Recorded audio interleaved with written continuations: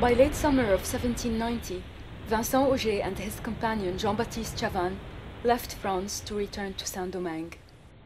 Frustrated, they decided that more drastic measures had to be taken in order to achieve freedom. From his plantation in Dondon, Auger sent a list of demands to the newly installed Governor Blanchelade. Carefully worded, he admonished that giving in to the mulattoes' demands would ward off a possible slave revolt. Governor Blanchelade never even replied. The planters or the colonizers wanted power from themselves. They wanted, in a sense, to depend less from France. They wanted some authority for themselves. But they didn't want to share that authority with the affranchis. And at a certain time, the affranchis tried to free themselves. They would accept to share some power, or they wanted to share the power that the whites had, but it was not their intention to share the power with the blacks, until we get to Auger and Chavannes. Taking matters into his own hands, Auger went to London, where he met with the British abolitionist Thomas Clarkson and acquired money and letters of credit to purchase ammunition from the United States. Auger and Chavannes were the first affranchis who actually tried to organize a rebellion against the French with the help of some slaves. On October 21st, Auger returned to Saint-Domingue along with Chavannes and assembled an army of 250 men. Many of them, including André Rigaud, had fought alongside the Americans in their war of independence against Britain.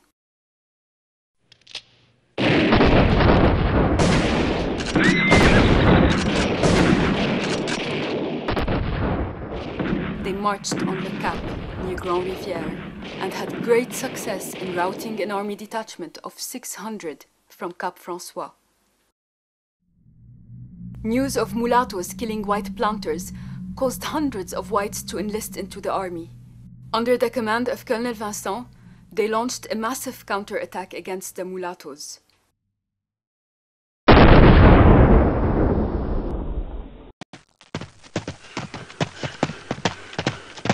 The two companions escaped to Spanish Santo Domingo, where they were quickly apprehended and brought back to Cap François.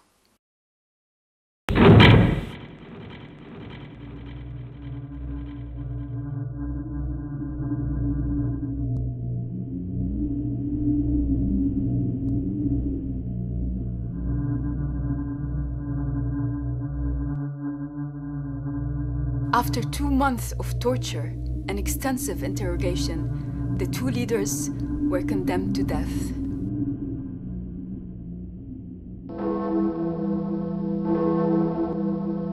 The written judgment decreed that they were to be put to death on the very square opposite from where whites were executed.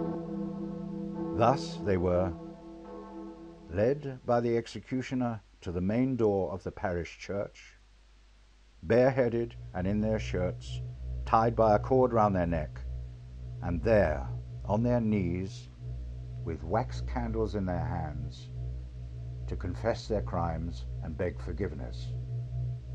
After which they were to be led to the parade ground, and there have their arms, legs and elbows broken on scaffold. After which they were to be bound on wheels, their faces turned to the sky, to remain thus while it pleased God to keep them alive. Their heads were then to be cut off and their goods and property confiscated. C.L.R. James. Auger and Chavannes' heads were placed on poles and left as a public reminder to mulattoes of the fate that awaited them if they ever attempted the same. Not until 3 years later, at the signing of the peace accord between the revolting slaves and the French, were the heads taken down and solemnly buried, by order of Toussaint Louverture.